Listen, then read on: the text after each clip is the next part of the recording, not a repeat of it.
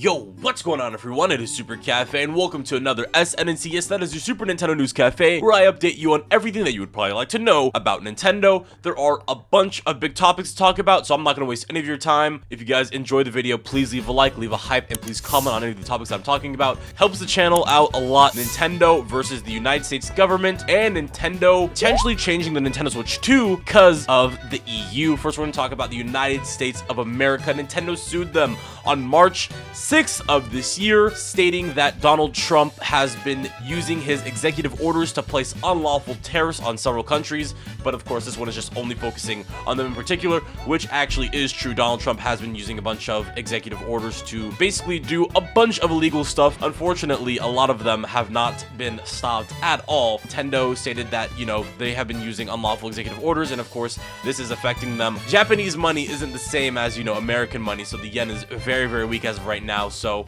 even with Nintendo being a very big company, I guess they are losing a bunch of money as well too. Unfortunately, when this did happen, I think they were too late to actually file this lawsuit, so it got automatically paused, unfortunately.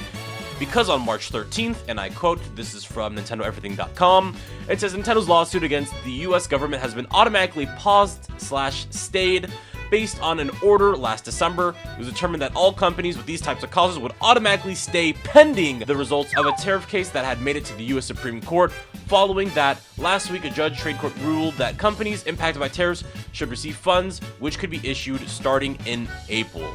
So hopefully Nintendo will get some of that money back. We don't know how that's really going to work.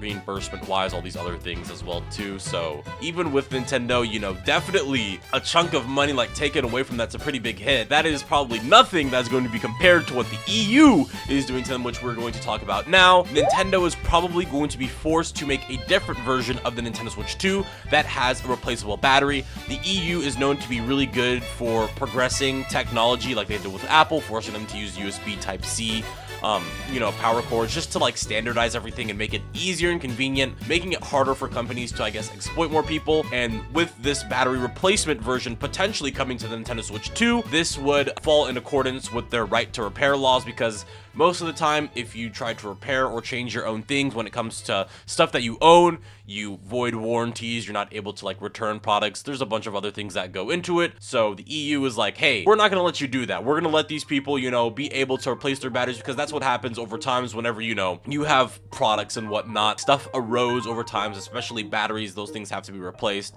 Even if you look at like really old Nintendo systems as well too, like Game Boys and their cartridges, how you have to replace batteries, and there's timers and all these other things. So this is definitely going to be a good change for the European market that is going to be getting Nintendo Switch 2s. Hopefully this is something that becomes standard for all Nintendo Switch 2s, but if it isn't, I recommend, if somebody does not have a Nintendo Switch 2 yet, to potentially wait for this model to hit the market if it does, so you can get yourself a nice replaceable battery version that's easy to take out and put back in for the Nintendo Switch 2. I don't really know much about the internals of it. Maybe that's something I'd have to look up. But yeah, that's basically just Nintendo versus two governments right now, and they are losing pretty badly. I've said it a couple times before where I need Nintendo to be knocked down a peg so they don't, do more exploitative stuff for us, I guess, as well too, because Nintendo is far from a perfect company. So I'm kind of happy to see that some changes will be put in place, especially that that battery thing as well too. That is very, very nice. $60 Nintendo games are back, but for digital only. Recently, Yoshi and the Mysterious Book had its pre-order listing come up on the official Nintendo website, and people noticed that this game is $10 cheaper than getting it physically. I think this is another way of Nintendo trying to push more sales for them to, sell more systems as well too, because I think they might be a little bit worried. That's like my theory, especially with Nintendo going up against governments and all this other stuff and probably losing a bunch of money and stuff like that, because, they've been trying to get these bundles out. Especially with like Mario Kart World, they've been giving away a lot of free stuff. Nintendo, especially for the early generation of a brand new system, is going to give you a bunch of nice stuff to really, persuade people into getting it. But I'm just wondering if this is going to be a thing that is going to stick around, like games being $60 again if it's digital, and games that are physical still being $70. I don't really know how that's gonna work, especially with like games that are like coming out on Switch 1. Are they also gonna be $70, or are they gonna go back to $60? It's really hard to tell. But I hope this just doesn't like push digital games too hard and like makes it so people only want to buy digital games. I like how Nintendo is thinking about consumers, who do play digital games, but in a lot of ways too, they have done a lot of bad for people who do like to share digital games online. I still haven't forgotten about that patch where they just made it so you couldn't share games with other people and still play with them online. Like, I still remember all of that stuff, Nintendo. I have not forgotten. I don't know. It's weird because Nintendo's pushing digital games, but still making it very hard and inconvenient to share digital games. So I think Nintendo still really cares about people who, you know, want physical things, but I'm definitely still gonna be buying physical games. That's like what I still really like and still want to have. Hopefully there's some like workaround with like, what's it called? Price matching. I hope there's something with price matching to where you can get like physical games for digital game pricing online or something like that. I think that'd be like really, really dope. So I hope there's some kind of like workaround in the future because I want my games to be cheap again. I want my games to be cheap again. All right? Paying $70 for one game, it's a lot of money, dude. I almost got scared a couple of weeks ago because I almost lost my Pokemon Legends ZA. Somebody wanted to play it with me, and I forgot I put it in like my carry bag for my Nintendo Switch 2. And I was like, dude, I lost my Pokemon Legends ZA and Kirby Air Riders, and my heart sank to the bottom of my body. 2 games plus taxes is $140, $150, $160. So games are not cheap, dude. So I can understand. Like, now, let us talk about the Super Mario Galaxy movie. If you guys have not known, the promotion for this thing has gone absolutely insane. Free shirts, I got a free poster, and recently they announced that Fox McCloud is going to be in the Super Mario Galaxy movie. They've already showed us Rob, they've showed us Pikmin, they showed us a bunch of niche and old school Mario characters as well too. I mean, you saw I hope you guys saw my reaction video where they're just like, hey, they're throwing in stuff from Mario Bros 2, Mario Bros 3, a bunch of different things. They're even showing us brand new Mario characters and variants that we have never seen before. Takayaka Imamura, he said, overwhelmed with emotion, thank you, Miyamoto-san. The tweets have been absolutely amazing. The vibes are just like completely good. Even IGN too. IGN posted, no items, box only, Final Destination, and it's absolutely insane. It's like the Super Mario Galaxy movie, the promotions have been absolutely insane. I'm seeing people making fun of Sonic, saying that even Fox got a new model before Sonic, which is absolutely insane. Baskin and Robbins, McDonald's, dude. Like, what is going on? Krispy Kreme donuts as well, too. There's just so much promotion for this movie.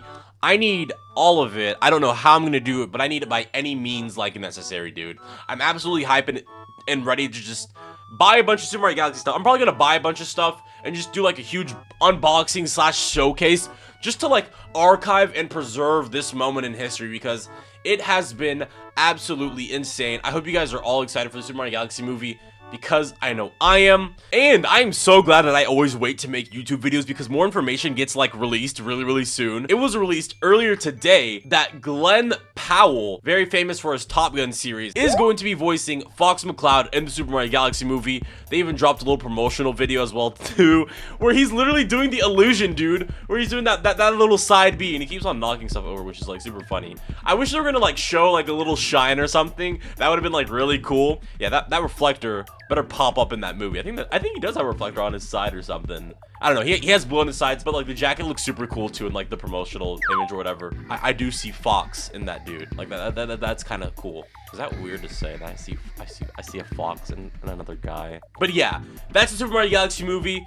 I hope you guys are all super excited to see it. Leave a comment down below about how you guys are feeling, and let's go on to our next final topic. Moving on to a much more serious topic because this is a news channel, so I did want to talk about it because it is very important. Yeah, another one of those cases where I had to wait for more information to come out before I ended up talking about it on the channel. So a trigger warning for adult themes, you have been warned. There was recently an incident at the Pokemon Center Mega Tokyo in Japan where Moe Harakawa, 21 years of age, a woman who was a store clerk at this store, was the victim of a murder-suicide by their obsessive stalker ex-boyfriend, Daiki Hirakawa, aged 26. Apparently, she went to the police before saying that this man was stalking her, showing up outside of her home, and of course, this time, she ended up going to... Apparently, he would stay outside of her residence, secretly film her, and she of course went to the police several times saying that this man was stalking her. They told him to seek counseling, even got a restraining order on this individual. But unfortunately, on March 26th, around 7 p.m., he fatally stabbed her and then, of course, turned the blade on himself and then took his own life as well too. Of course, this man was very mentally deranged, did not, was obsessed with her, definitely was not handling the breakup well, attacked her with a fruit knife, and he even was restrained for a while too after. But their wounds were too great to bear, and she sadly passed away on March 26th. So I did want to say a rest in peace to Moe Harukawa. Of course, rest in peace. A very tragic situation. I'm glad everything got cleared up very quickly, information wise. And everybody's being respectful. There's also a statement that was released by, of course, the Pokemon Center. It says Pokemon Mega Center Tokyo and Pikachu Suites temporary closure notice. Thank you very much for your prolonged patronage of the Pokemon Center due to the incident that occurred. Due to the incident that occurred at the Pokemon Center Mega Tokyo in Sunshine City, Higashi Ikebukuro, Toshima Ward, Tokyo on March 26th, Thursday, 2026, we will be temporarily closed for the time being, with full cooperation with the police and the mental and physical cares of our staff as top priority. We sincerely apologize for any concern and inconvenience caused to you. We would like to remind you when we reopen for business. Thank you for understanding. Pokemon Co. Ltd, Pokemon Center Co. Ltd. As of right now, they are still closed, and I'm pretty sure they're going to remain closed for a very long time. Of course, the ex-boyfriend knew that she was working there for a long time. She didn't want to give up on that because that was her dream job, because she loved Pokemon. She was there part-time, but still a very unfortunate situation as well too. So I thought it would be definitely something that had to be talked about and put out there for sure. But yeah, that is it for our last story and piece of information. Trying to keep the vibes up, but it's kind of hard to manage the good and the bad when it comes to things like these. So yeah, very unfortunate. Well, that was it for today's Snnc. I hope you guys enjoyed today's video. If you did, please leave a like. If you didn't, don't leave a like. Hopefully I'll earn it next time. Leave a comment down below and a hype. It helps out the channel so much. This has been Super Cafe, and I'll see you boys in the next one. Peace.